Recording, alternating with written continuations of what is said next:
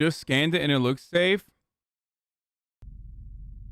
The element of morality is one of the more misguided factors with respect to the rule of law. This is because it is often too closely associated with innocence and guilt, not only by the layperson in wider society, but even by some working within the justice system. The most important thing to remember is that just because someone is a bad person, it doesn't mean they are at fault of breaking the law. It might seem like an obvious predisposition to have, yet this can, and often has, been a predominant factor that has swayed a jury inside a courtroom. We could use the ongoing trial of Harvey Weinstein as a current example. He is facing multiple counts of sexual assault and rape, which now have to be proven by the state if he is to face charges. What doesn't need proving is that Weinstein is a terrible person. Most in the entertainment industry already saw him as an overbearing, egotistical chauvinist even before the allegations came out, and further testimony has essentially driven the point home beyond assumption. Yet it could be argued that the prosecution have now overused this evidence, and have overreached in their strategy to attack the character of the defendant. This could allow the defense to create a counter-narrative, being that Weinstein had become an easy target for false accusations due to the ugly nature of his character, and that a snowball effect essentially created a witch hunt, aimed at a highly unlikable, yet ultimately innocent person. This isn't necessarily the approach the defense will adapt, yet demonstrates how the miscorrelation between immorality and criminality have dire consequences for the state. This not only applies to what takes place inside the courtroom, but also to what transpires long beforehand. And this is the reason criminal investigators are taught not to get emotionally invested in a case, as their own biases can affect best practice. An accurate example could be the interview of Christiane Allison, whose husband Clayton was suspected of murdering their 15-month-old daughter. He was alone at home with the toddler while Christiane was out for work, and was allegedly in the bathroom unclogging the toilet when his wife returned home to make a gruesome discovery. She found her daughter lying unconscious at the bottom of the stairs and was completely unresponsive. Christiane screamed, then immediately called 911, and the toddler was flown by helicopter to a hospital in Anchorage, where doctors found blood around her brain, a bruised lung, and 2 dislocated vertebrae.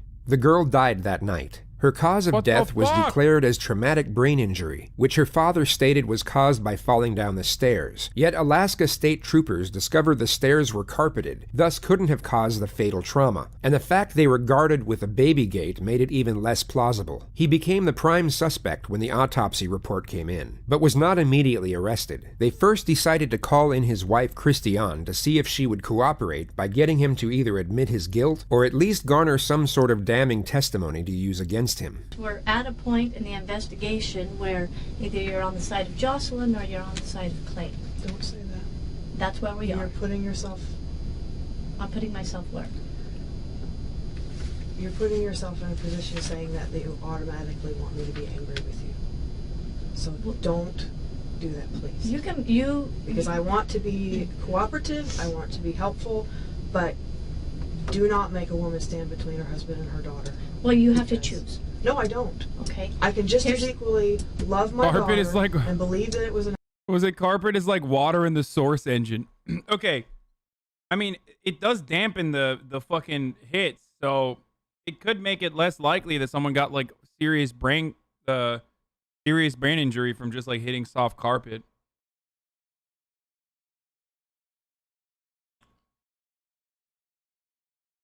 An accident.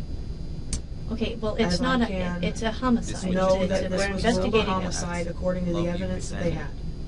It's ruled a homicide based on the injuries that your child had. She went from this, to this. She has bruises all over her head. The investigator has just thrust a photo of the mother's deceased daughter right in front of her face. Christiane was being questioned as a witness, not a suspect. She hadn't been read her Miranda warning, and the purpose of the interview wasn't to elicit signs of guilt, only to collect a statement and to discuss possible cooperation. What the detective has just done is a technique used to gauge a person's response, especially if the photographs being presented are of a gruesome nature. The sharp manner in which the images are presented is done so a suspect is caught off guard, and this is thought out to make it harder for them to fabricate emotion in a convincing manner. It's an effective interrogative technique, yet most often exclusively used on suspects due to its traumatic nature. Christiane was not a suspect, therefore her response to the photographs were of no use to the investigation. It's a rookie mistake from the detective, as this has now destroyed the possibility of rapport development, and this segment of the interrogation was also used by her husband's defense to portray a corrupt and negligent police department. Okay, this is all bruising, okay? It's not from tumbling down carpeted stairs, okay? Here's the autopsy photos. The autopsy photos.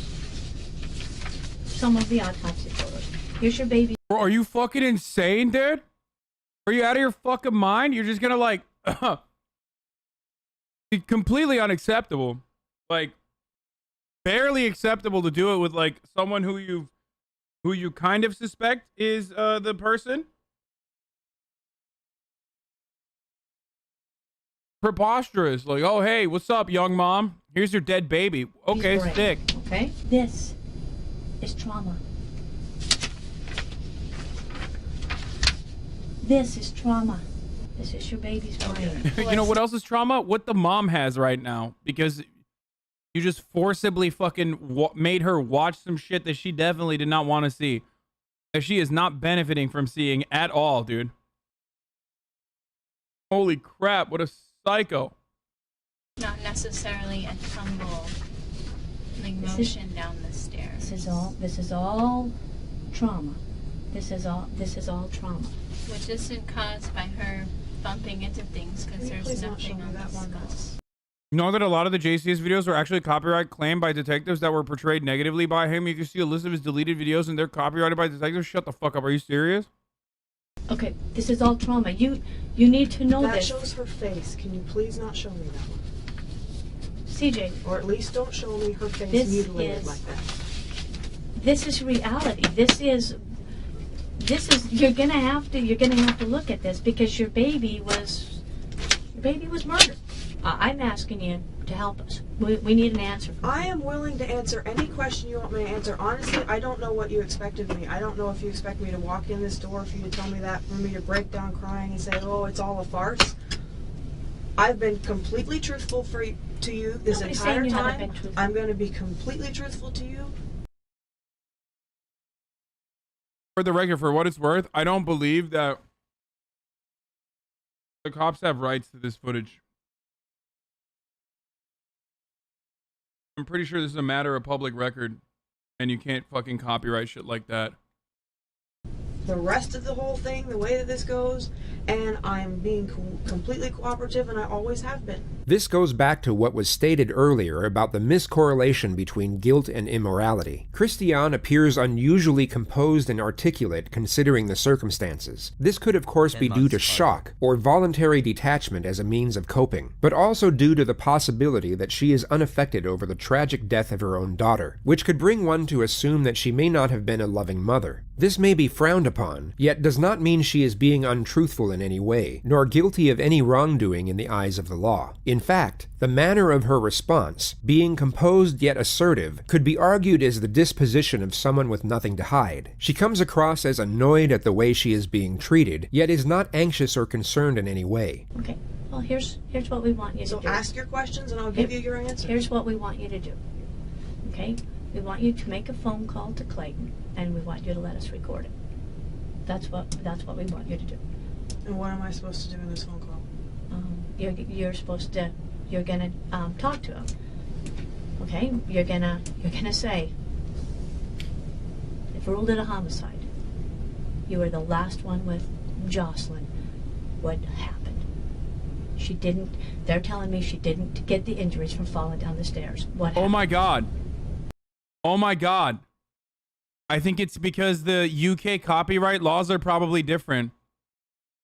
This part of the video is probably available, but the second part might have gotten copyrighted. Just like the fucking Prince Andrew video was taken off. That doesn't make sense though. Because there was hella Prince Andrew videos out there. They didn't all get copyrighted.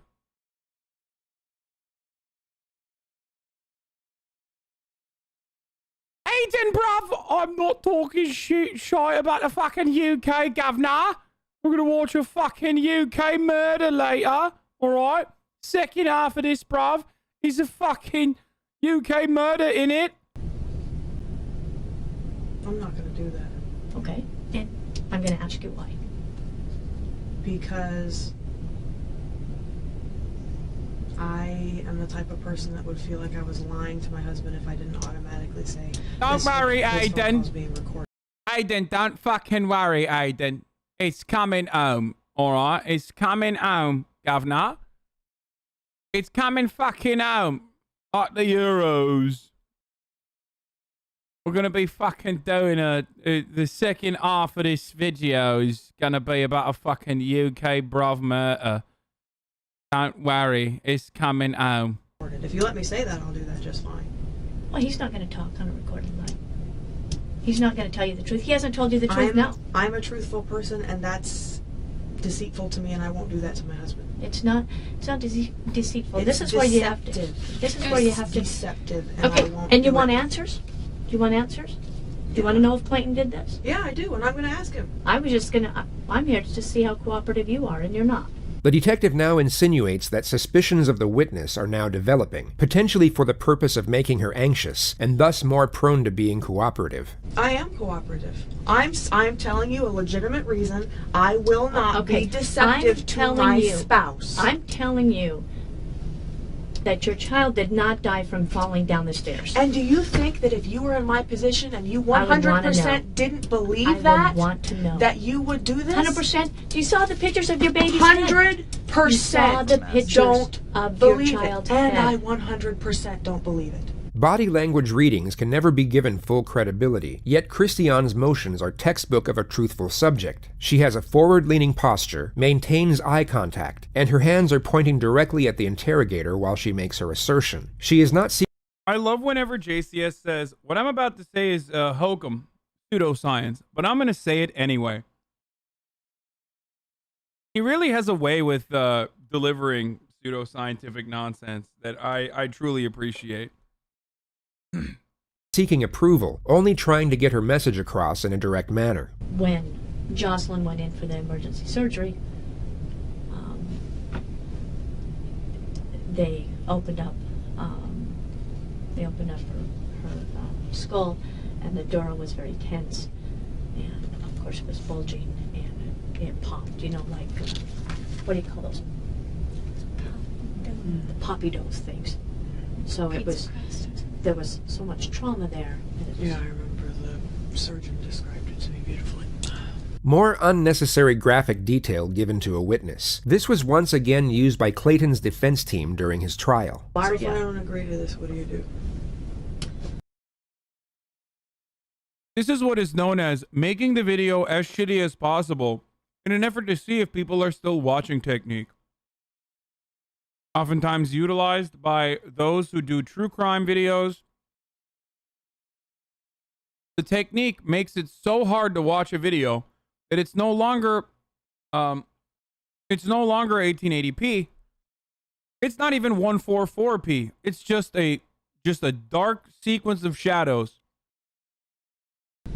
well, but if you don't agree to it, you don't agree to it. And the only thing left is we go and we talk to Clayton. Well, that's probably where we're at, because I'm just going to be flat honest with you. Even if I 100% believe that he'd done it, which I don't, I still couldn't do that. Okay. To me, there is deceitful and there is not deceitful, and that is deceptive to me, and I cannot do that to my husband. I can't. Let me just be blunt. Let me just be blunt with you, because that's all right. The detective now repeats her strategy of trying to induce anxiety. It once again fails, and Christiane displays all the signs of a truthful subject. Did you have any part? Did you ever shake Jocelyn? No. Did you ever throw her in your bed out of frustration? No. Okay. What's your part in this? What's your part in Jocelyn's death? Nothing. Except for not being there. What's your obligation to Jocelyn now?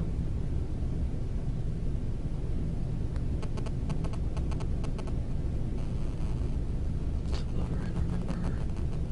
that your only obligation? Find out what happened.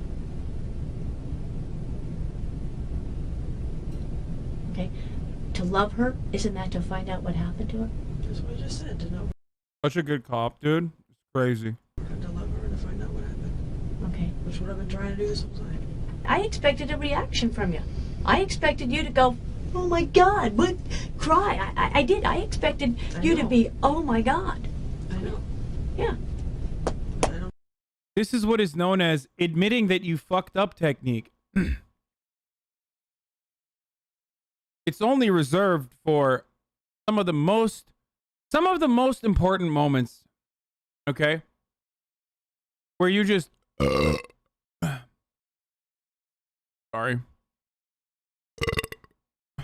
I apologize.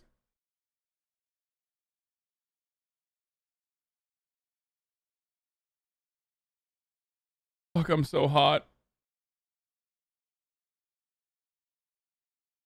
It's used in unique circumstances where the cop is completely fucked up and decides there's no reason in hiding it anymore. Just like there's no reason to hide this ad break because everybody knows it's coming.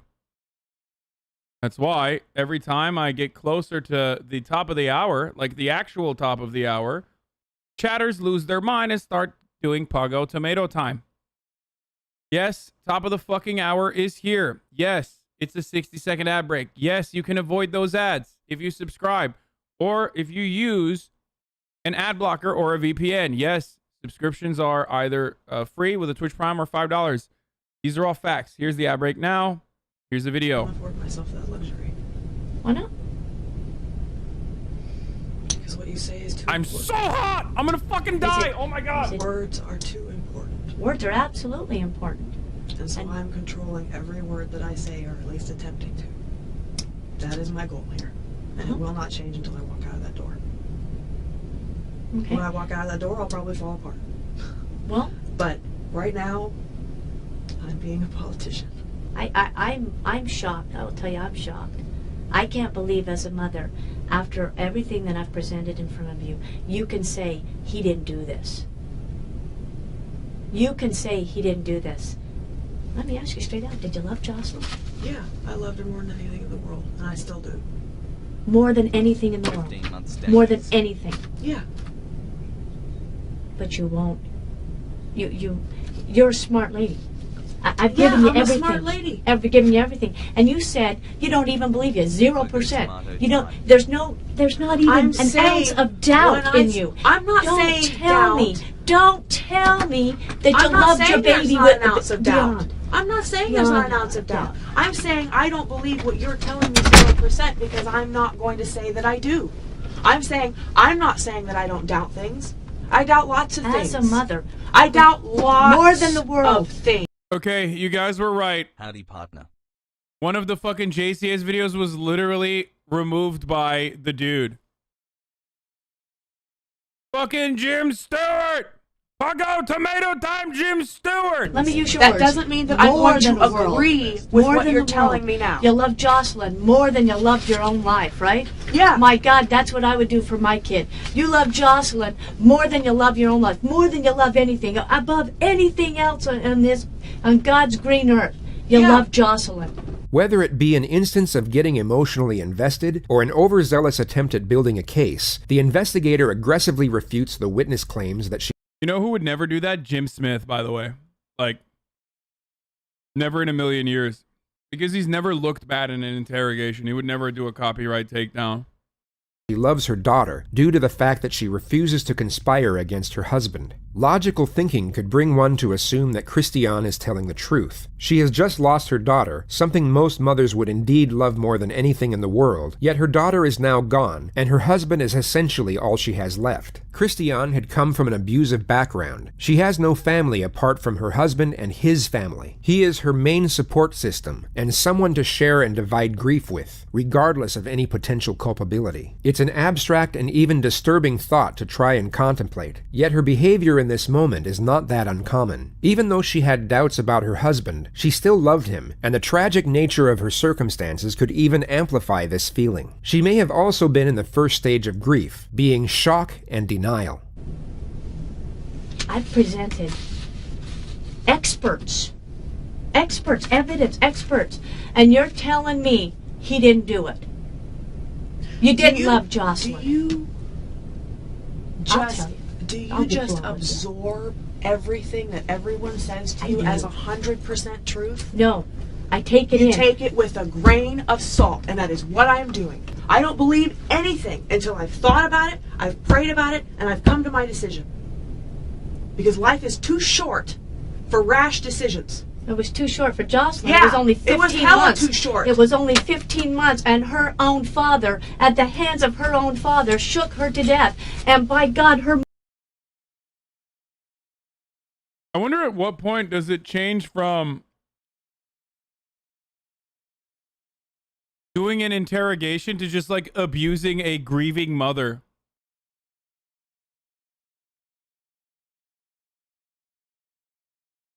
You know what I mean?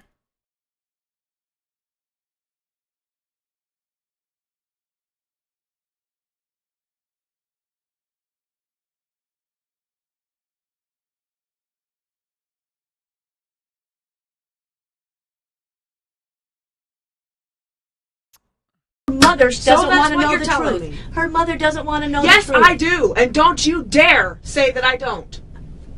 Make the phone call. I'll make the phone call if I can tell him it's being recorded. There's a big difference between wanting to know the truth when you believe you can get it, 100%. Like I said before, you make every decision in life based on your decisions, based on your beliefs, based on the knowledge you have in front of you.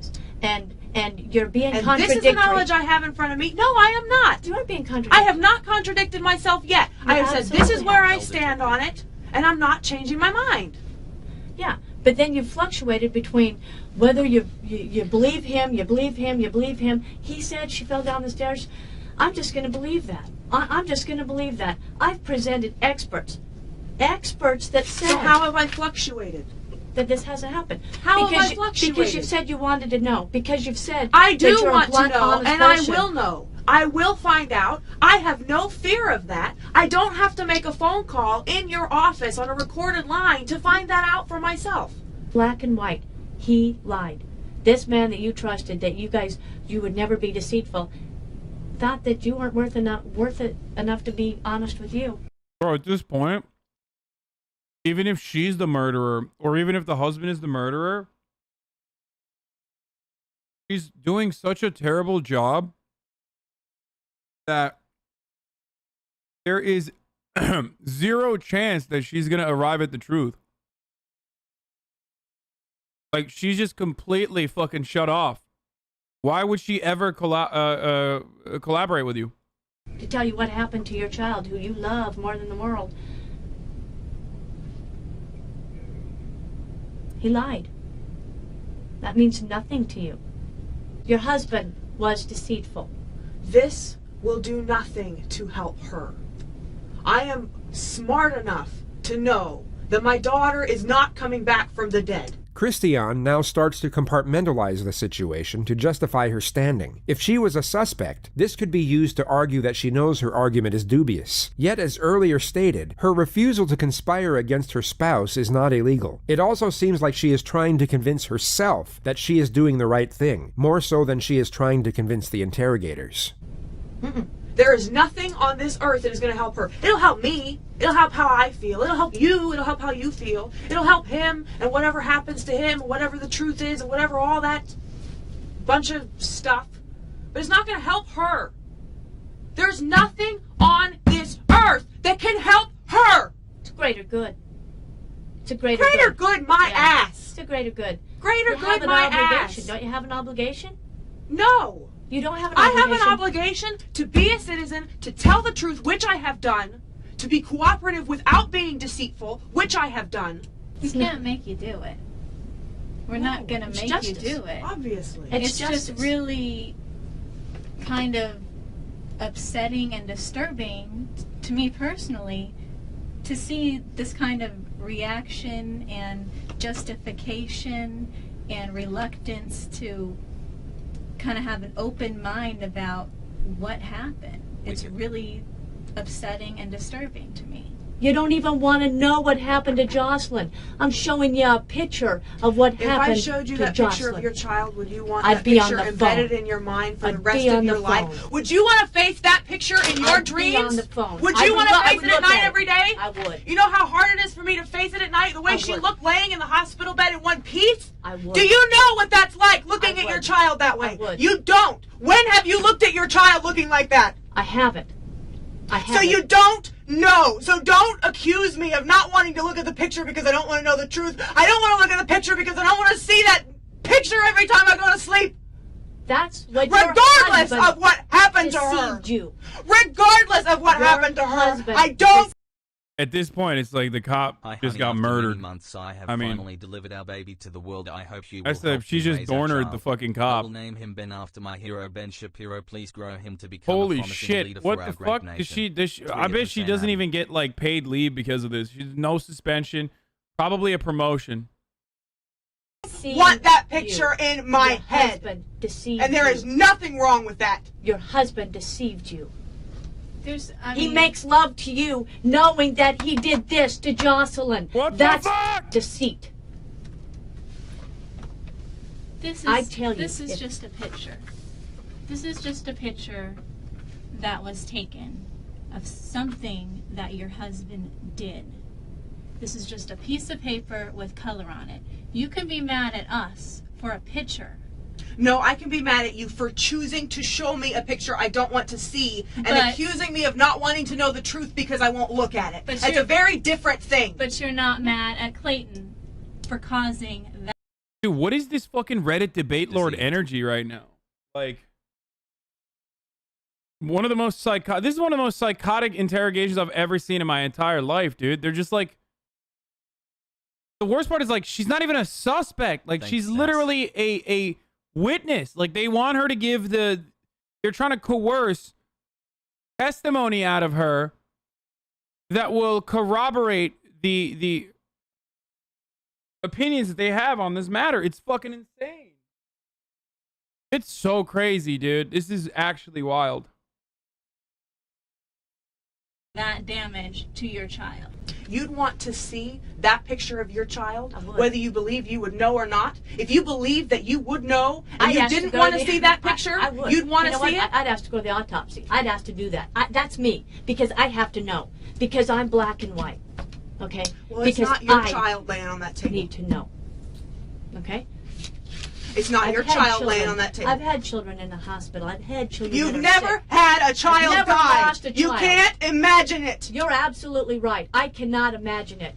So don't tell me how you would be, because I can tell you what. I've run through this scenario 100 times in my head before she died, and you have no fucking idea. We're asking you to help us. We're asking you. Wait, why? That's kind of crazy. To help us. You're asking me to help you with something that can only help you and possibly me if you believe that I'm going to deceive myself. You want to seek the truth.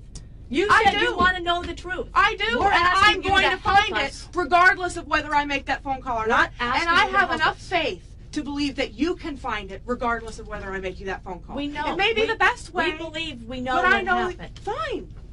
We believe then we know my what phone happened. call may assist you in making it easier. It's not going to change the truth. What Christiane and even the investigators were unaware of was that Clayton had already been called into that same police station during the course of this interview. A separate investigation team had decided to conduct their own interrogation before making an arrest, which was so that Christiane couldn't alert her husband to their suspicions when she arrived home. Clayton initially denied wrongdoing, but later told investigators he had been slapping his daughter because she refused to eat, and that the slapping became harder over a period of time, turning into strikes, but not because he was angry with his daughter, only because he couldn't get her to eat otherwise. He was arrested and charged with first-degree murder that same day. In 2015, he was convicted of his daughter's murder and rendered a life sentence. He spent 4.5 years in prison before his conviction was overturned by the Court of Appeals in Wait, what? I'm so did I misunderstand what just happened? The slapping became harder over a Clayton had already been called into that same police station during the course of this interview. A separate investigation team had decided to conduct their own interrogation before making an arrest, which was so that Christiane couldn't alert her husband to their suspicions when she arrived home. Clayton initially denied wrongdoing, but later told investigators he had been slapping his daughter because she refused to eat, and that the slapping became harder over a period of time, turning into strikes, but not because he was angry with his daughter, only because he couldn't get her to eat otherwise. He was arrested and charged with first-degree murder that same day. In 2015, he was convicted of his daughter's murder and rendered a life sentence. He spent 4.5 years in prison before his conviction was overturned by the Court of Appeals in 2019. He is currently released on bail awaiting his next trial. A primary focus of his appeals process was the incompetence and negligence of the Wasilla Police Department.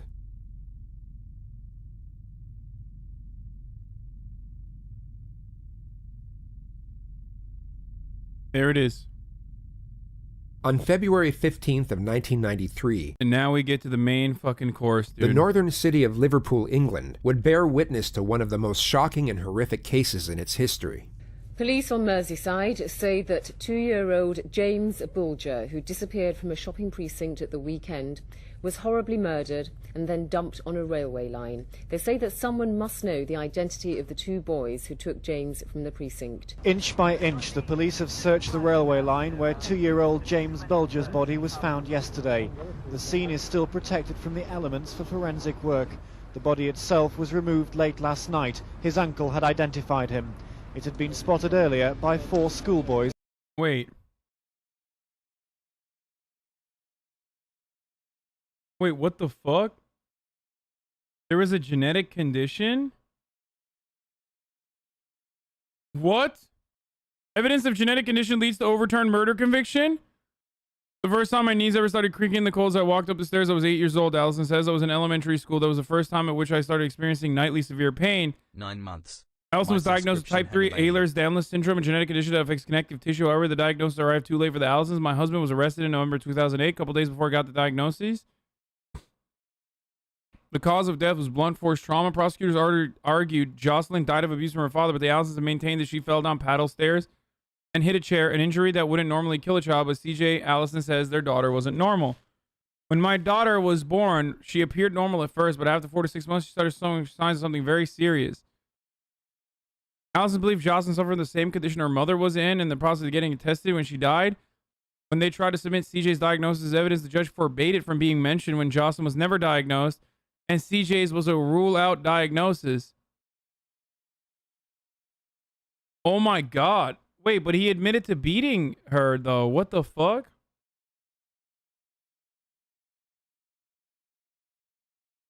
Wait, did JCS fuck this one up? Maybe that's why they took this video down? Or was it like a... Maybe he confessed because of cop manipulation? False confessions are not uncommon. Yeah. So he really is like, oh yeah, I beat her, but I didn't kill her.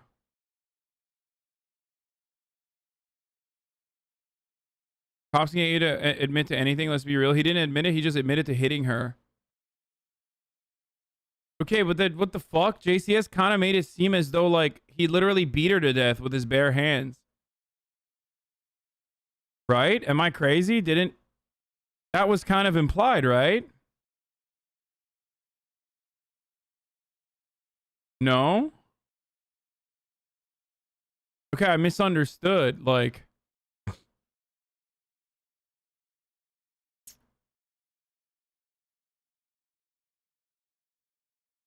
Damn, y'all are fucking JCS simps, dude. They didn't mention the condition at all. Well, this is new information, so he probably didn't know.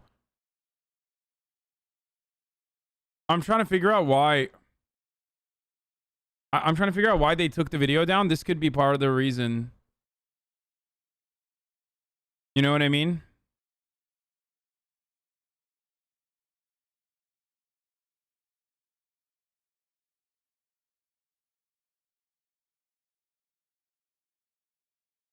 Anyway, let's keep watching.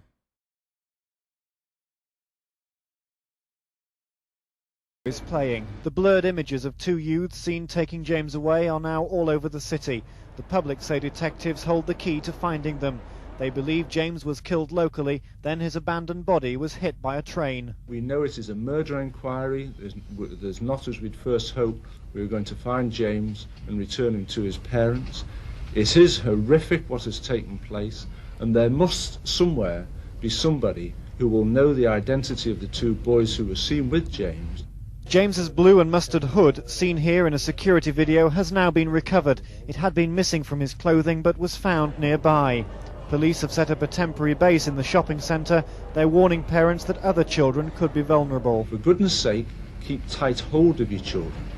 Poor James only went missing from his mother for a matter of seconds, and he'd gone and disappeared.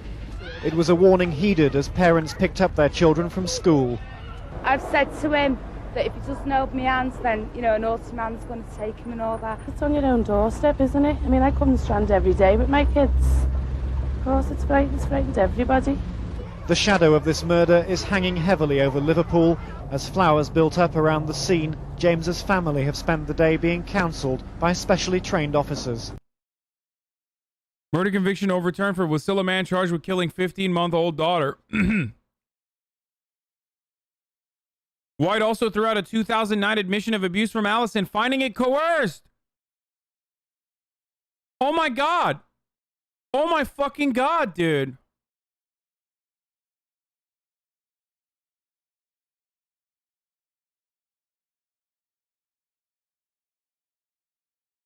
The appeals court found that Standard wrongly placed the burden of proof on Allison to prove his innocence. Additionally, barring evidence that might have cast doubt on Allison's guilt, restricted his ability to defend himself, the appeals court said in its opinion. Evidence that there were other possible medical explanations for excessive bleeding was something that the jury should have heard.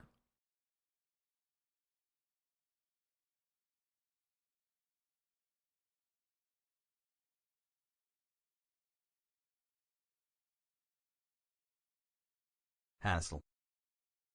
This is a quote from the appeal. Shortly before trial, the state filed a motion for a protective order seeking to exclude any mention of Ehlers-Danlos syndrome at trial. The state argued that the mother's diagnosis was inherently suspect because the mother had obtained the diagnosis after J.A.'s death. The state also viewed the diagnosis as too speculative. What the fuck? It's a genetic disease. Who gives a shit? If they're like already saying that like the daughter, there's something wrong with the daughter, there's something wrong with the daughter, as fucking parents would know. And then they find out that that's crazy. No info. No. This is not criticism of JCS. He didn't know this shit. It doesn't matter. I'm talking about the court case. Like I'm talking about the judge's decision to deny any mention of EDS.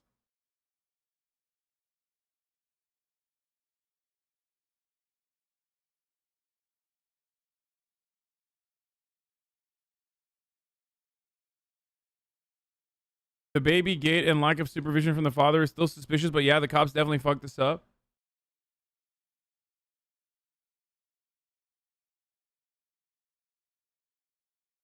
Dozens of bunches of flowers have been laid in response to a crime whose shadow is hanging heavily over the city, the appalling murder of a defenseless toddler. James suffered truly horrific injuries, said the police, before his body was dumped on a railway and hit by a train.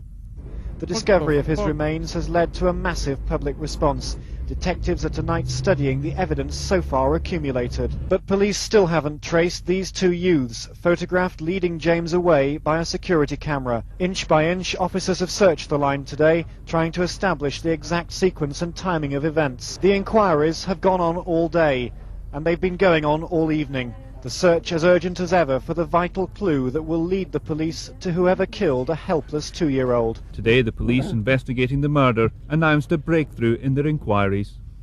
Following the abduction of James Bulger from the New Strand shopping precinct in Bootle on Friday the 12th of February 1993, and the subsequent findings of his body on the railway line in Walton on Sunday the 14th of February, 2 boys aged 10 years from Walton area have been arrested and are currently being interviewed by Merseyside police at police stations on Merseyside. Today's announcement came after hundreds of calls to the incident room overnight following the first... Holy fuck, this guy said, I'm from Serbia and this murder was in my English textbook.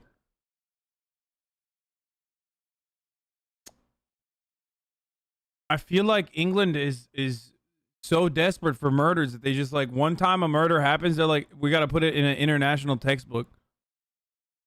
I mean, I from what I understand, this is like a horrific one. This is like a specific one, but this case is taught in most English schools. Wait, what the fuck? Like, this is like a murder. It's a part of like history. Yo. I learned this in school too, but I'm from the UK. Wait, really?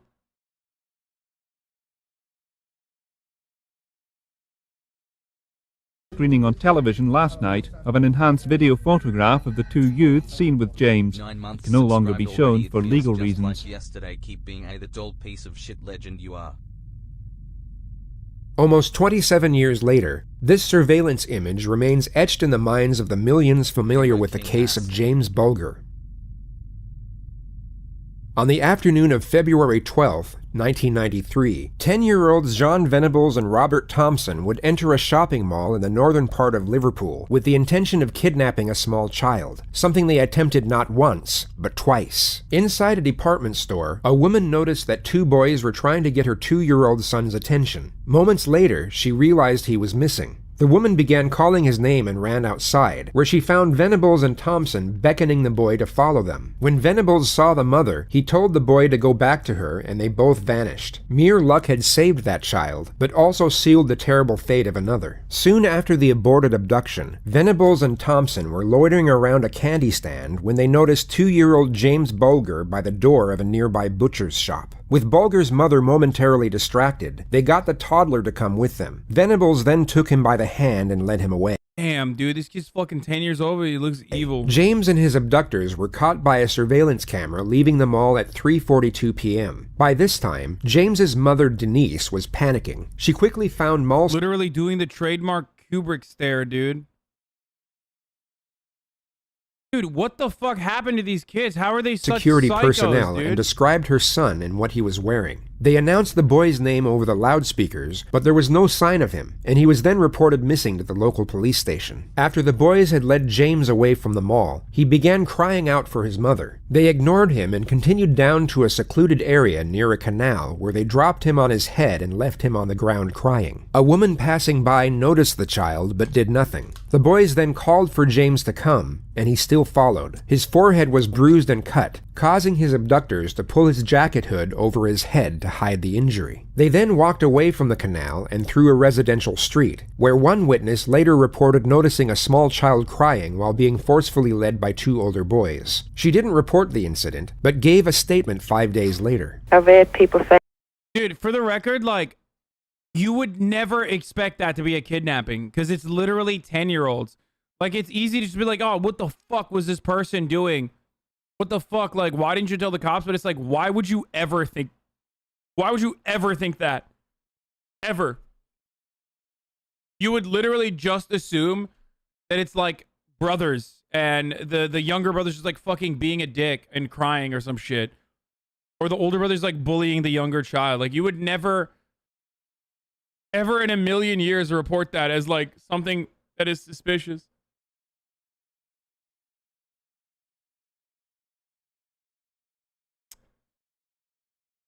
It's because the kid's crying and shouting for his mom? Okay, but you're... What? Okay. So what? That's just exclusively hindsight.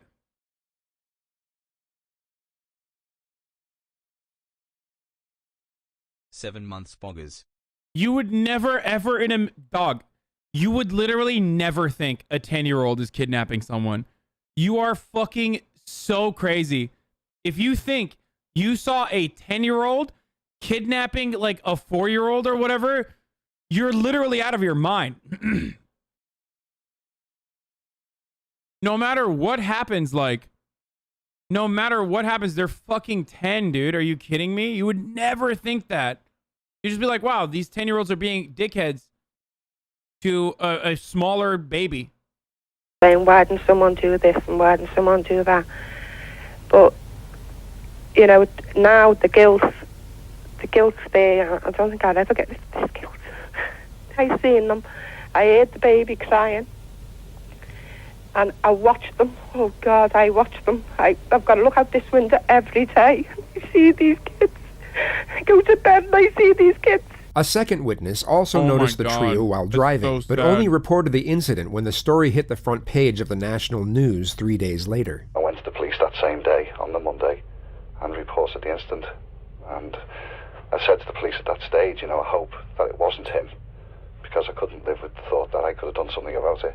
At some time between 5:45 and 6:30 p.m., Thompson and Venables brought the exhausted 2-year-old to a railway. When they arrived, the boys hesitated, perhaps reconsidering what they were about to do, and briefly turned away from the embankment. But then they both turned back toward the privacy of the area, and the brutal torture and murder of James Bulger occurred. The boys splashed blue paint in the child's eyes, kicked him, threw bricks and stones at him, and stuffed batteries into his mouth. They then proceeded to hit James over the head with a 22-pound iron bar, which resulted in 10 skull fractures. All in all, the child sustained 42 injuries to his face, head, and body. Authorities later concluded that there was no way to tell which injury represented the fatal blow. There was also a sexual component to the crime as well, which was so disturbing that most news outlets refrained from reporting on it. Eventually, the two boys placed James's dead body across the train tracks in hopes of making the whole thing look like an accident. They then abandoned the scene before a train came and severed the toddler in two. With little to go on, Bulger's parents were initially the prime suspects, but when police saw the CCTV footage from the shopping mall, the story went nationwide and the search for Bulger intensified. His body was discovered 2 days after his disappearance. All of the instruments used in the attack were found strewn around the area, including the stolen tin of blue paint which was reported on the news. An anonymous phone call to the police then implicated John Venables and Robert Thompson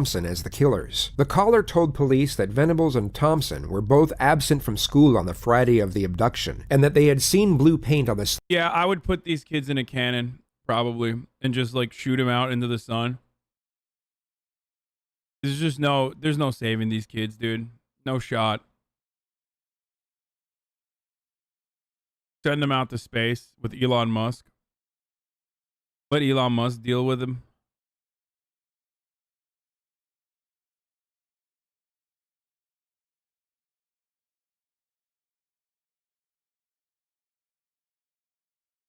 Like, how the fuck do you become this, dude? At the age of 10?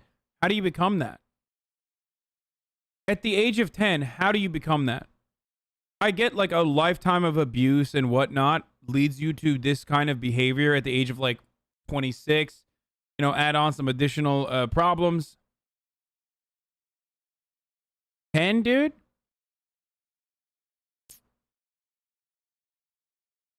Bad early socialization. Dude, that is...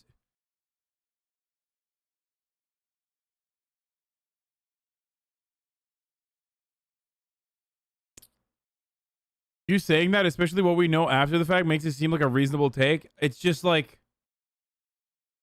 It's so crazy.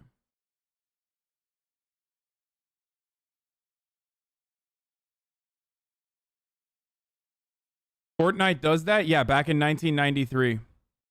Sleeve of John Venable's jacket. The police then visited both children's homes and discovered blood on Thompson's shoes and blue paint on Venable's jacket. Both boys were then taken in for questioning. He said that the two of you were in the Strand and that you saw the little boy. We never. Is that the God's honest truth? God's honest truth, I'm telling you that we never. He was too scared. He was probably too scared. And he said that you took him by the hand and led him out of the Strand shops. Okay, the kid's name is Venables, dude. I'm starting to see a pattern here. Like with a name like that, it's just like you literally have like a villain name, you know what I mean? It's just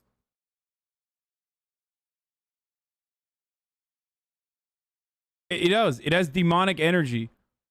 It literally has demonic energy. What was the other name that we looked at before? By the way, remember how much? What was the other name? I remember from a while ago. No, it wasn't Draco. What the fuck was it? Lazarus. Yeah, Lazarus, dude. Literally, you name your child Lazarus, dude. That kid's gonna fucking do shit. I mean, come on, bro. Lazarus, dude. Really? Just name your child Methuselah. Oh, it's the family name? Okay, well, regardless. Same shit. My little bro's friend is called Lazarus. Yo, watch out. Be on the lookout. Damien. Damien's kind of, So,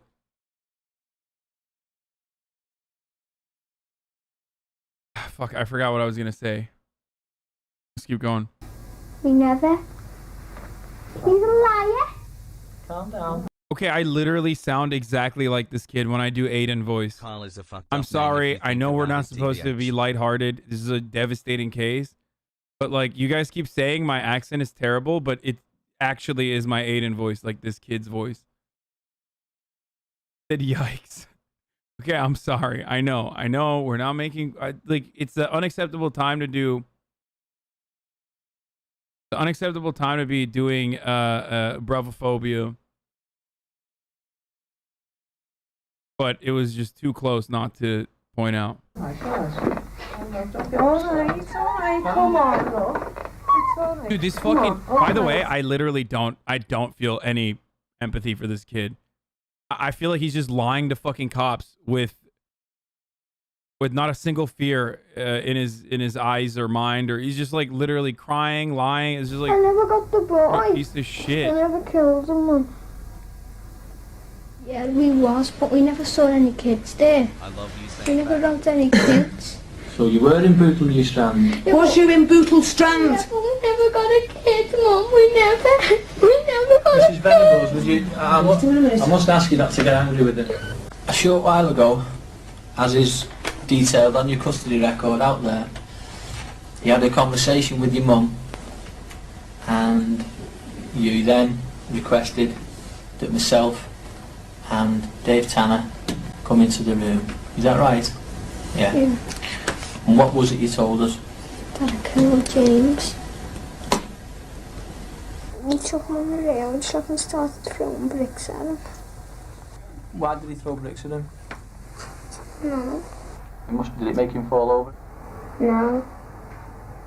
So he's saying he threw another the same What do you do house in this brick at him. situation of your parent? Late-term abortion, I think, probably. Like, what are you supposed to do? Act like that is not your child? Literal fucking hellspawn, dude. Bro, I'm telling you, this is like out of a movie, dude. This is like Omen. You know what I mean? What do? You bring a life onto this planet and it's literally the devil. Like, what are you gonna do?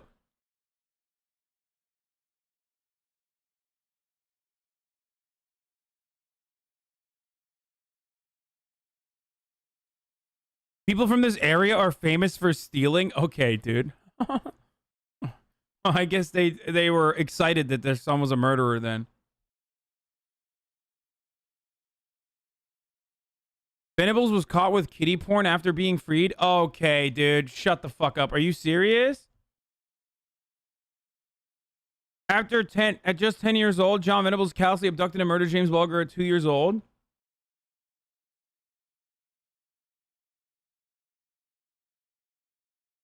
Wait. They were released at the age of 18?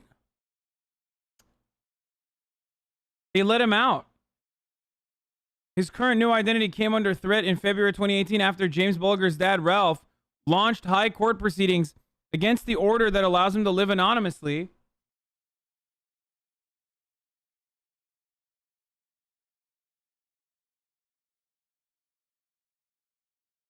James's mom does not support the proceedings and said her son's killer should keep his anonymity to avoid vigilante justice.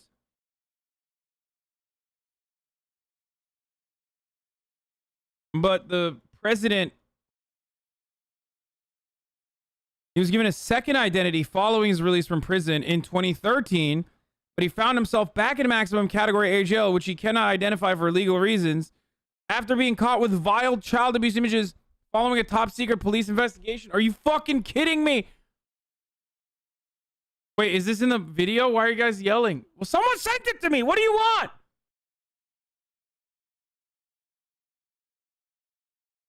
Someone sent me the fucking link. I didn't think it was going to be in the video. And he didn't fall over? Yeah, he did fall over. And he just kept on getting back up again. He wouldn't stay down. What was he saying while he was doing all this? He was saying stay down, he's stupid, and all that. Why did he want him to stay down? I don't know. Wanted him dead, probably.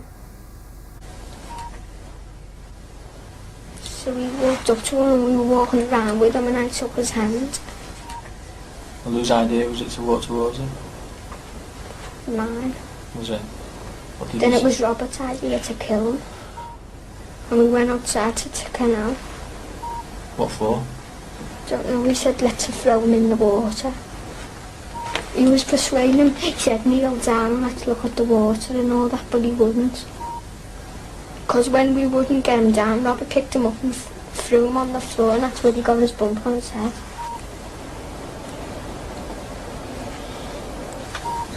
Where'd you go with him after that? The reservoir where that woman spotted us.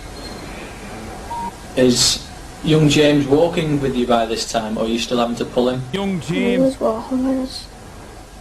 Was he upset, or had he made friends with you? He was all nice. I know the truth. I believe I know the truth. I was there. That's right. You waved. Correct, but I know that a lot of things that have gone on. Yeah, well, do you know it was me that killed him? It wasn't. I never even killed him. Bro, are you fucking kidding me? This kid, dude, he's also a debate lord on top of everything else. He's like a torturer, a psycho, and a fucking debate lord. He's like literally debating an adult cop. What the fuck is going on here, dude? Why are their brains so well developed? Like, you're a child, dog. You're 10 years old. Here's a fucking full-blown adult being like, oh, you did it. He's like, well, you weren't there, were you? Well, you fucking weren't there, were you? I never killed them. Hey,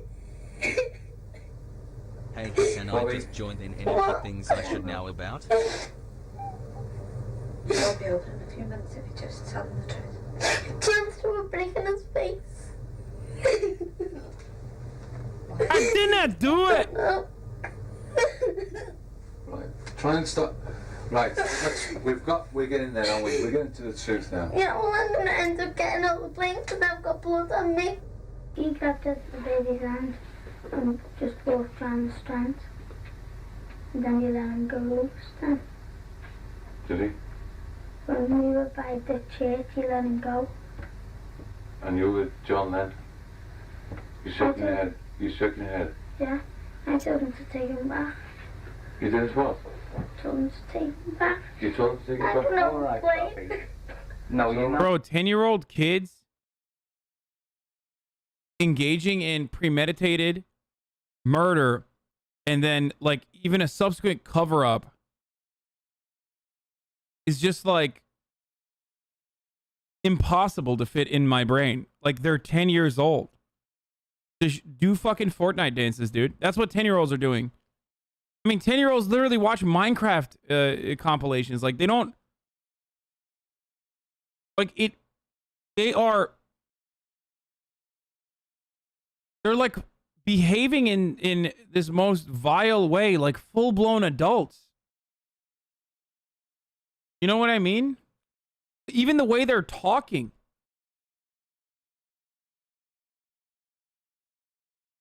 Even the way both of these kids have, like, tried to originally lie to the police, like... I'm not getting all the blame. We're just asking your son. We're trying to find the truth. We always get the blame. Wait a minute, Bobby. Listen.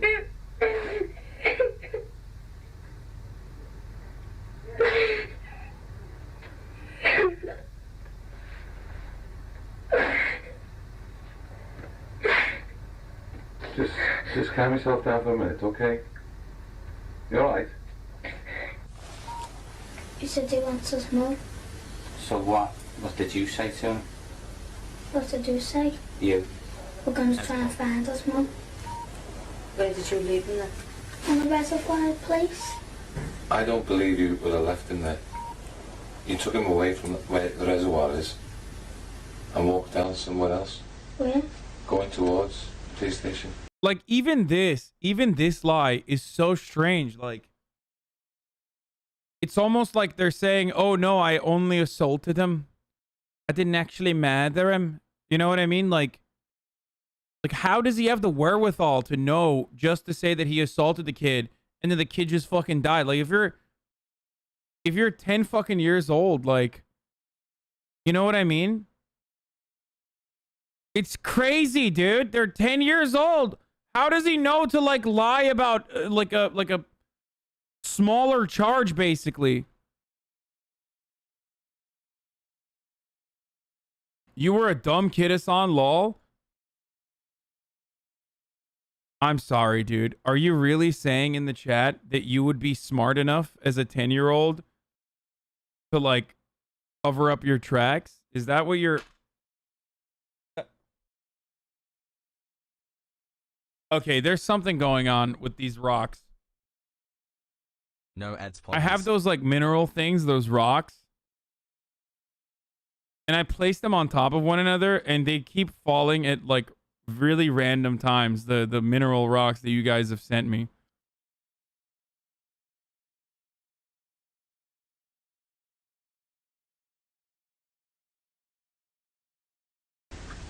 I never killed him. The trials of John Venables and Robert Thompson commenced 9 months later, and they were both convicted of murder. Okay, they're both fucked up, dude. Especially this one. Just from the face. Okay? If I see that kid, like, you know what I mean? You go to a barbecue and you're like, your uncle's friend has a kid like that. You're like, nah, there's something wrong with that kid. Get the kid out of here. No, I don't care. He's 10 years old, dude. Nope. Fuck that. That is a scary looking kid, dude. Fucked vibes. Absolutely disastrously fucked vibes, dude. This kid wouldn't allow him near a school, okay? Making them the youngest to be found guilty of the offense in over 250 years. 2 days later, on Monday the 22nd of February, the boys were taken to South Sefton Magistrates Court in Bootle for a hearing. Media interest in the case was enormous. Television crews and photographers from all over the world came to Bootle to get a shot at the boys. Public anger too had been building for some time in Liverpool, both against the boys and the intrusiveness of the media. A menacing crowd gathered outside the court, waiting for the boys to come out. Yeah, I take back everything I said about Minecraft stands, dude. I would much rather have like little 10-year-old Zoomer babies running around being like, oh my god, that's fucking, you're triggering me, or, you know, trigger warning, Hasan neg. Like Hasan earlier today talked about DID, and that's really fucked up. You know, I've so much better than whatever the fuck is going on here. You know, I would rather have them occupied with like disassociating into being Dream or something.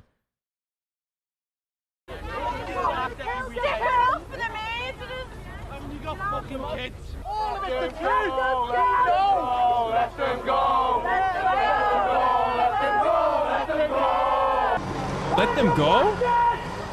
As the boys left in the transit van, bricks were being thrown, people were running up to the side of the truck. Oh, they wanted to let him go so they could kill him, dude. That's crazy. Oh, they wanted to like let the little... You're gonna fucking... What are you gonna do? You're gonna murder a 10-year-old, dude? Like, I'm talking a big game here, but like, let's be real. I think it's good that they were, you know, put through the criminal justice system in a more empathetic capacity. There's no capital punishment. Like, ultimately, that is what the right thing to do is. And I'm glad that the government was doing the right thing in that situation, and I'm not running anything. Because, like, I personally would have been like, yeah, no, throw him to the fucking crowd. 4 months with the Has Chuds. Love you all.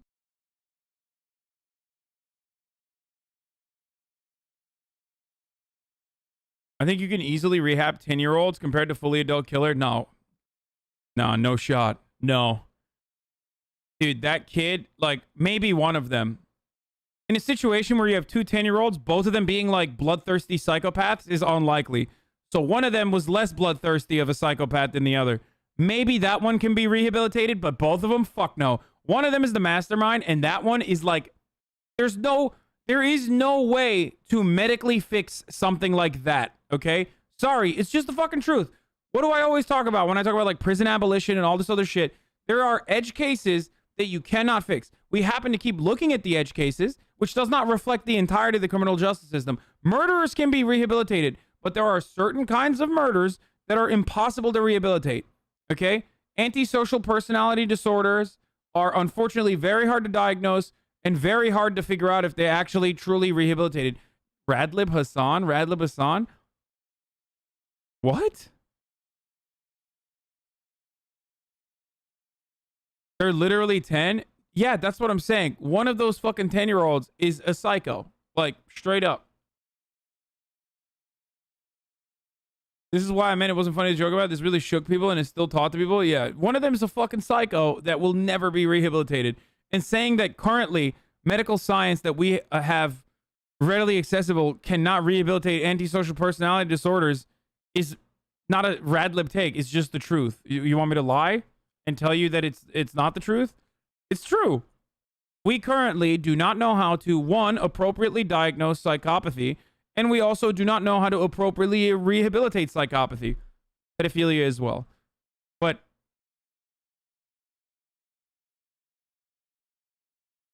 hassle. I'm not saying murder those kids, but you're going to probably have to keep them under constant round-the-clock supervision. Source? I don't know, man. Psychopaths test. There's like a bunch of different things that you can read about how difficult it is to criminally charge psychopaths. Like I don't know what source to start off with. I've read a lot about. I'm fascinated with sociopaths and psychopaths. So it's understandable that you're asking for a source, but I don't know what to like start off with. What the starting point would be, but probably like. Ron Johnson's psychopath test is pretty good. What you are stating is just incorrect. Really? So it's actually easy to medically diagnose psychopaths and sociopaths. Specifically psychopaths. Well, it's the official Karl Marx, so he must be right. No shot. What you are stating is just incorrect. Go ahead, please explain to me how I'm incorrect.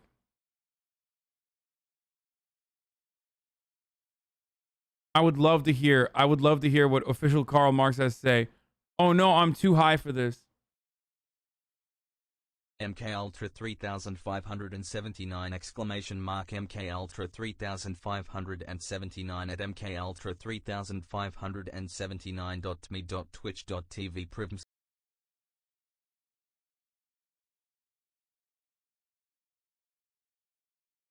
What you are stating is just incorrect. Oh no, I'm too high for this. I hate this. Yeah, you must be high if you think that it's like easy to diagnose people who have antisocial personality disorders, like who are criminally or criminally in a criminal case diagnosing someone. There's actually a doctor that was studying sociopaths and realized he was one by looking at his own brain scan. Their brains are literally different. Such a bitch-made move, by the way, 17-month subscriber, to just be like, you're literally wrong, and then be like, oh, I'm too high. You are correct, but I don't like hearing that we should throw 10-year-olds in prison. Okay. This does not reflect the 99.9% of juvenile offenders, okay? 99.9999999% of juvenile offenders, I can't even talk, have absolutely nothing to do with this case. I hear what you're saying, but you're not a doctor and you're not a psychiatrist. Okay, it doesn't matter. I know I'm not a doctor nor a psychiatrist, but what I'm saying about diagnosing psychopaths is still, unfortunately, very difficult. Treatment of psychopaths is also, unfortunately, very difficult.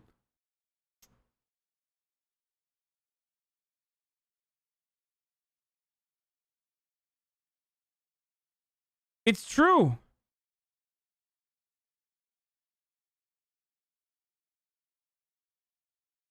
I'm right. I don't know what to tell you, dude. Like,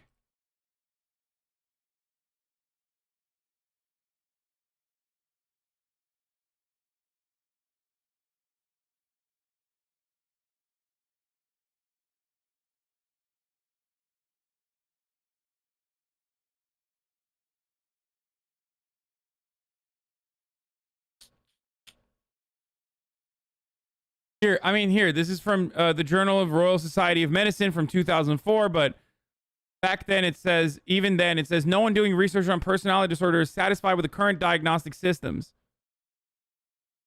Like, first fucking line is about how 2004 Keck W. Are you fucking stupid?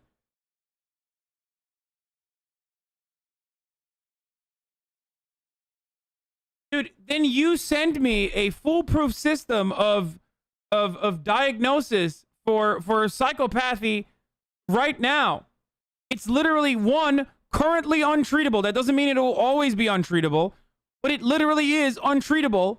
And also, it's very easy, unfortunately, for people with antisocial personality disorders to be able to fucking evade, like, the diagnostic systems.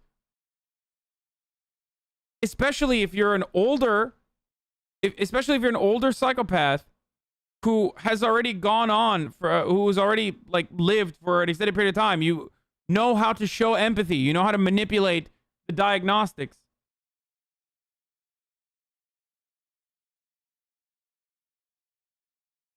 Okay, this is from 2013. It says, Reducing Psychopathic Violence, a review of the treatment literature. Psychopathy reflects a pathological form of personality that predisposes individuals to a risk of perpetration of chronic... By the way, this doesn't mean that all psychopaths are violent. I'm not saying that at all, for the record. They are overrepresented in corporate boards, government, and also in prison, but... Psychopaths and sociopaths are constructs of antisocial personality disorder. The difference lies in where the behaviors originate. Sociopathy comes from interactions in the social environment. Epigenetic. Psychopathy is genetic.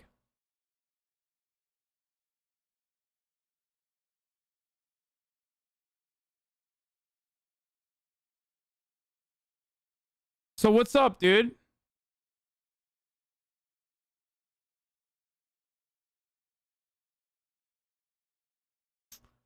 Radlid defends child murder emotional. I'm not saying they should murder him. I literally said it's good that they are... I literally said it's good that they...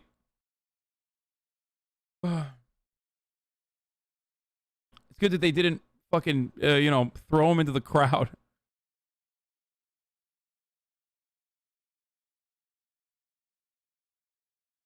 There's currently no consensus on trying to diagnose psychopathy. A lot of the guidelines are currently centered around its criminality rather than its medical prognosis.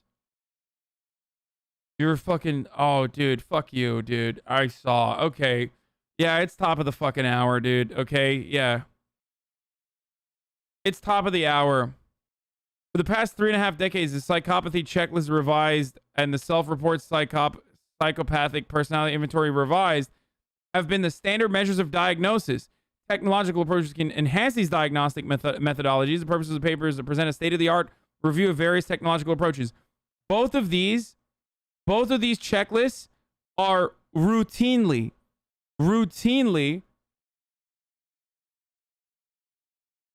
This is the closest to correct you have read. What? Hasan, sometimes your takes aren't always right, except that dumbass. Bro, every single fucking paper that we just read proves I'm correct. I don't know why you're saying this.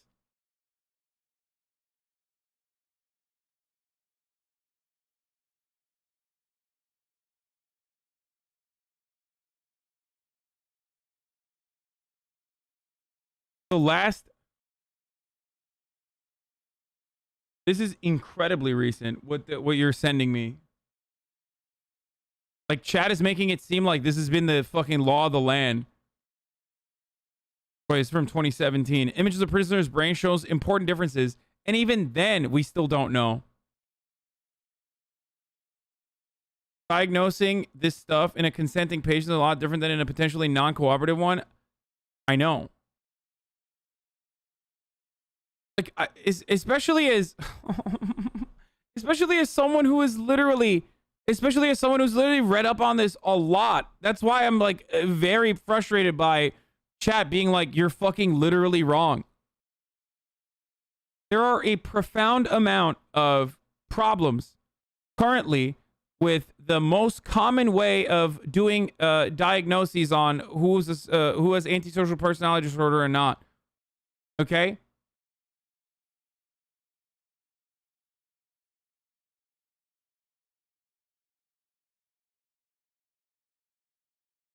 I don't know why fucking people are not like, I don't know why people are just not listening to what I have to say. I don't know what happened in your brains that you unironically think that, like...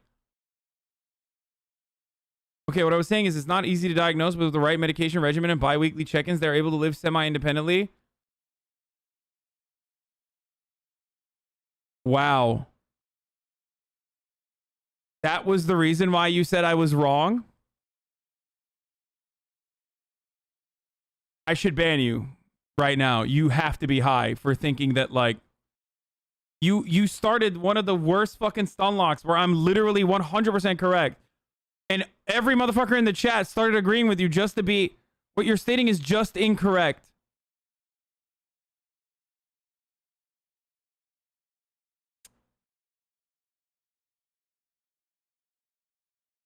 You were wrong because you said it's impossible to diagnose. It is not, dude. It's not easy to diagnose. Does not mean that it's a fucking 80% diagnoses rate, especially when it comes to criminal psychopaths. Okay?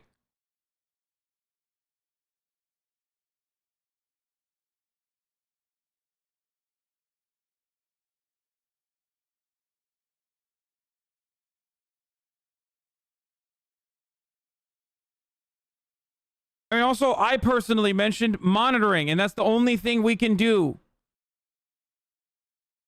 And you can't correctly medicate psychopaths either. A doctor could potentially diagnose a psychopath if a psychopath or someone with an antisocial personality disorder willingly goes to a doctor to fucking figure this shit out. But if you are already a murderer... You're not going to cooperate with a fucking doctor.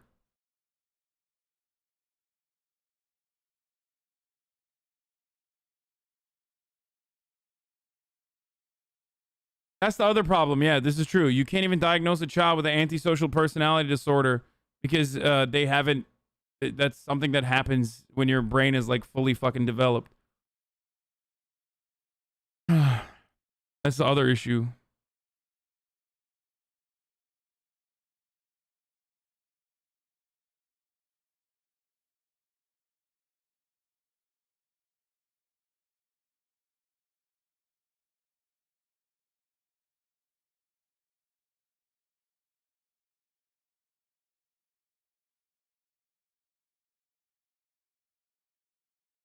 Anyway.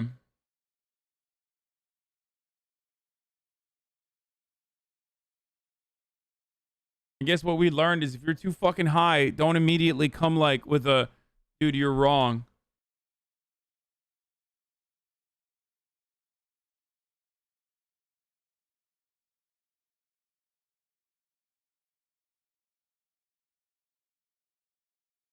Anyway, I'm gonna fucking hit the ad break now. I forgot to run it because I got so stun locked, but last bullet point on the study from 2020 says exactly what you've been saying. For many years, psychopathy was considered impossible to treat. However, new studies are showing that although psychopaths are difficult to treat, as they are often unpleasant, disruptive, non-compliant, they still show improvement if they receive adequate doses of treatment. Cognitive behavioral programs to treat psychopathy are currently being developed and evaluated. So they currently don't fucking... They currently do not have a foolproof or even a method for successfully treating psychopathy. Got it.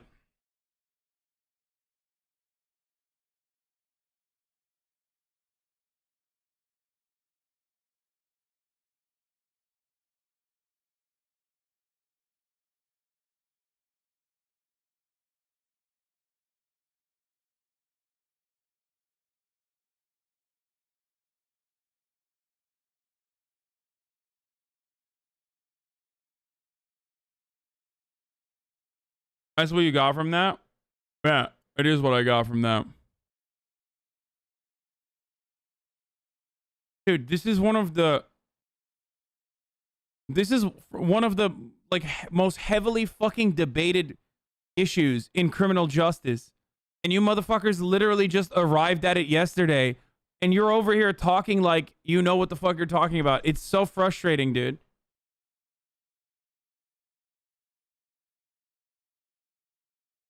Like, I know we've been watching a lot of fucking murder investigations and shit like that, but that doesn't really make you an expert or someone who's, like, read anything on this. It's really annoying, especially considering, like, yeah, I don't really read a lot, but, like, this is one area where I have read a lot. And you are? Yes, I am! This is one of the few fucking instances where I, like, actually have done a lot of reading on. Like, a lot.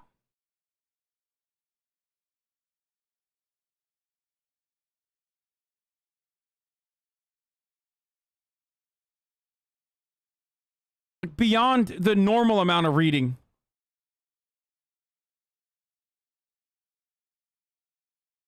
Fuck me, dude.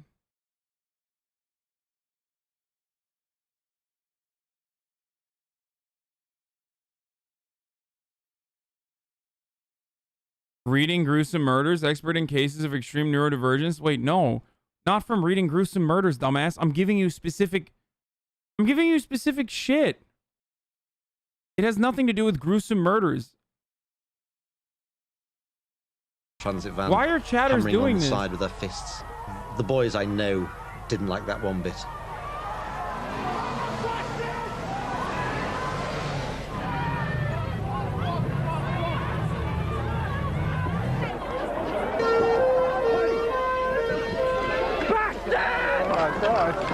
Okay, lads, come on. There's been a backlash against horror videos as Britain searches for answers in the wake of the James Bulger murder and the life sentences on his schoolboy killers. The case has already split the church and the government in a damaging row over who's to blame. But there's alarm now with a death threat from an uncle of little James. New flowers today marked painful memories of the Bulger trial as politicians and churchmen blamed one another in their search for reasons for the murder. Feelings everywhere were running high today, nowhere more than in a phone-in on BBC Television's Good Morning with Anne and Nick programme, when James Bulger's uncle, who was the one called to identify the child's body, threatened to kill the two boys. Looks to me like everyone's making excuses for them, and there is no excuses on. They took the child, they battered them to death, and if they don't stay in jail forever, if they ever get out, we'll be waiting, and when we get hold of them, we'll kill them. Why did they do it? Jesus Christ, I mean... What was in their minds to do it? Obviously we couldn't answer that question at that time. In the Commons, some MPs, struggling to find any kind of action to express their revulsion, turned on horror videos that might have influenced the boys.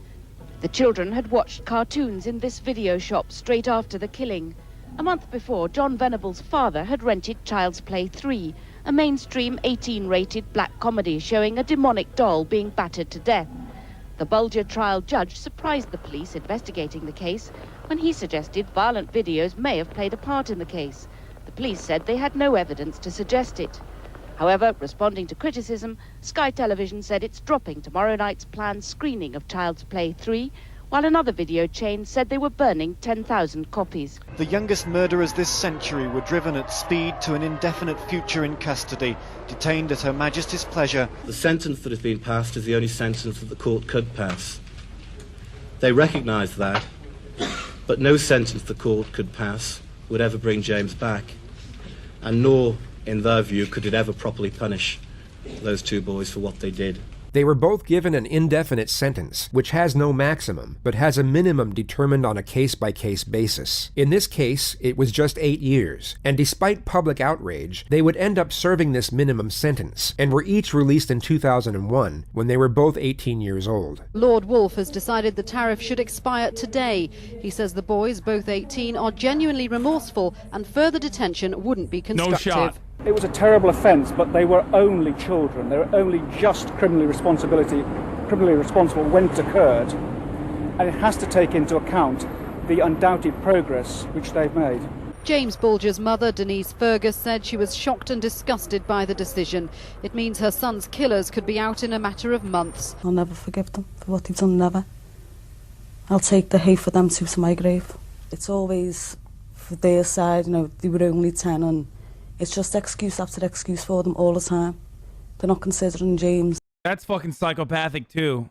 It's just like, oh, Jesus Christ. James isn't here anymore, but them two are. They were given new identities and granted legal anonymity for life due to the public fury that surrounded the case, and the danger of citizens hunting them down in order to take vengeance. In 2010, John Venables was taken back to prison for downloading child pornography of male toddlers. He served 3 years in prison and was released in 2013, only to be brought back again 4 years later, after a pedophile manual that provided instructions on having sex with kids was discovered on his computer. He was sentenced to 3.5 years in prison. They just don't want him in there. There you fucking go, dude. There you go. We read some of it already, but like, that dude is not treatable, man. He's just not. He's literally not. He's not. There's nothing. You can't do anything. I'm not saying you should murder him or anything like that. The state should not. But like, that person cannot help themselves. And currently, unfortunately, and this is something I always mention as well, there is no way to treat that person. There is no successful way to treat that person with our current medical science. There might be in the future, but right now there isn't.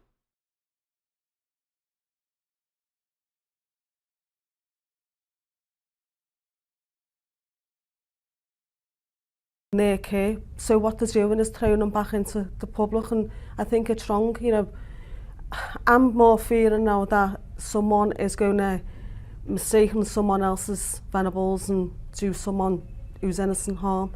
That's my biggest fear now. Do you trust that the authorities can monitor him properly? No, definitely not. They couldn't monitor him the first time. What makes them so sure they're going to monitor him now? They haven't got a clue. I think they're not doing the jobs properly. They've got jobs there to do and they're not doing them. You know, they let him slip through the... Psychopathy is treatable. Look at the doctor who found out he's a psychopath. Did he go home and murder his wife after a brain scan? No. Are you fucking stupid? Do you think that, like, being a psychopath automatically means you're going to start being a violent psychopath? When did I ever say that?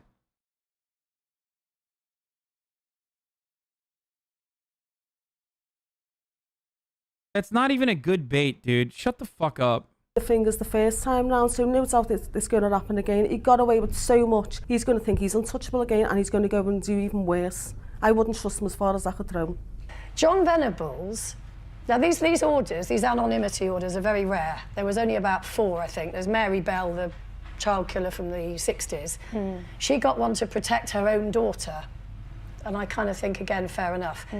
But John Venables, how many times does somebody have to keep committing a crime? Because what's happening is that his anonymity is protecting him from the crimes that he... So every time he does a crime, we don't know who he is, and then he comes back into society. Yeah. Does he meet people who don't know what his background is? You know, and I think he's now committing these crimes as an adult. He's making his choice to commit these crimes as an adult, therefore he has no further right to anonymity. It's quite interesting. It would come as no surprise that the most prevalent question surrounding the case was just how in the world this could even happen. How could 2 children at such a young age hurt another in such a cruel and horrific manner? The trial had not sought out what could have been the motivation, and this therefore remained a source of much speculation long after. This home video was taken at a school party 6 months before the killing. Robert Thompson is the little boy circled. Dude, stop advocating for chemical castration. Are you fucking insane? That is a horrifying, torturous, inhumane punishment, dude. Speaking of chemical castration, they used to do that in England, as a matter of fact. So, you know.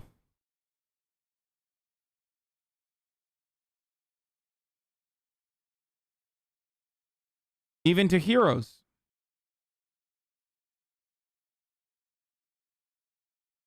What shocks is his size and childishness. His family life was unhappy. A social work report after the killing revealed that his father was a violent drunk who had disappeared. I'm talking about Alan Turing, chat.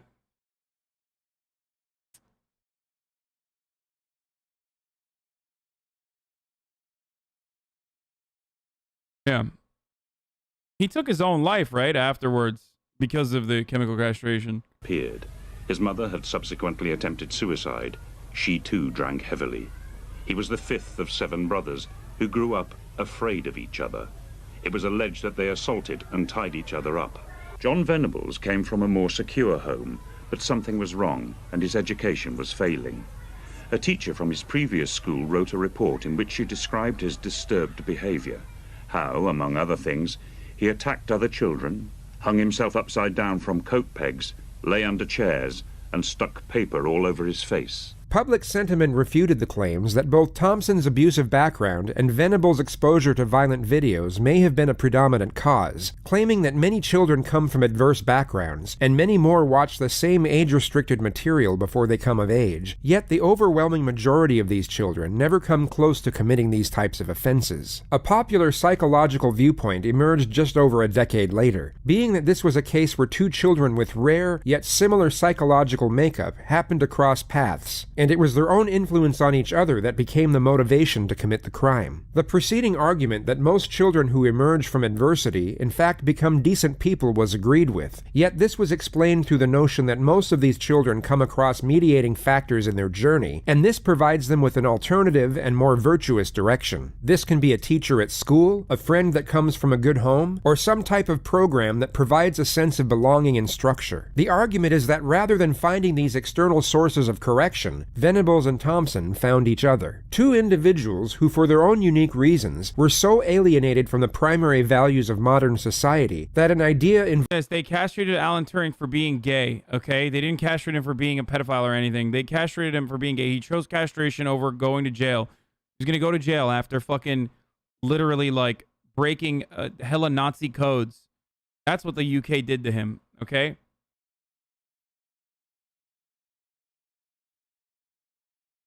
He had the option of, he was a hero, inventor of like the modern computer, visionary mathematician.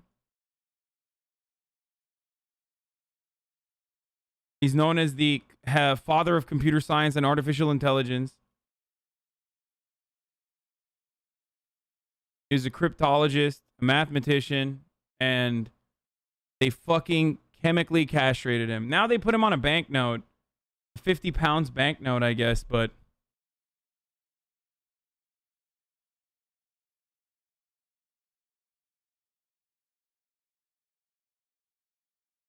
he ended his life at the age of 41 by eating an apple laced with cyanide,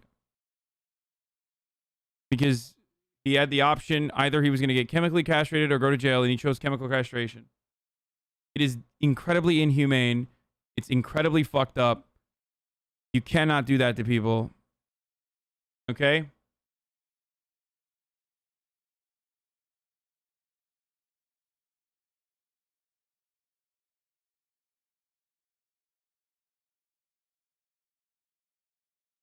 Alan Turing. Also, there was a really good movie about his life, too. You can do it with the child molester's law? No, you can't. You can't do it to anyone. You shouldn't be able to do it to anyone.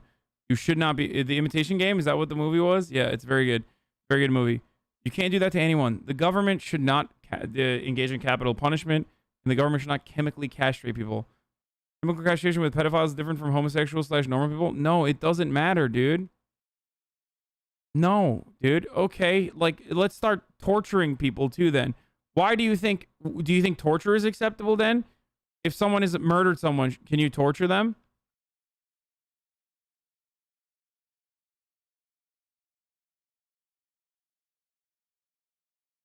You can't.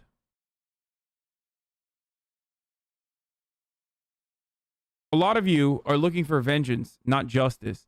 Justice is not about vengeance. Okay? I think we joke too much about me, like, throwing people into volcanoes and shit. That, like, chat needs to remember what my point of view is, like, what my actual point of view is on criminal justice.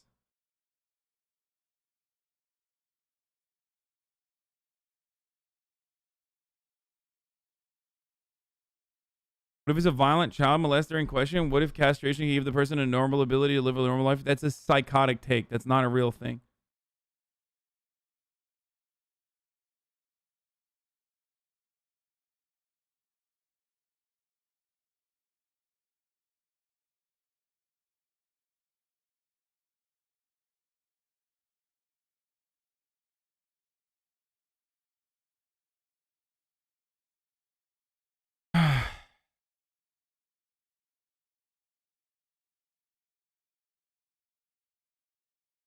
You should watch the pedophile doc about the pedophile doc by Louis Theroux. It's about how you can't release some people even after they serve their term in prison and the life they live in a specialized housing area. I can't even fucking talk. All right, I'm gonna finish. Involving the torture and murder of a 2-year-old child was encouraged rather than admonished.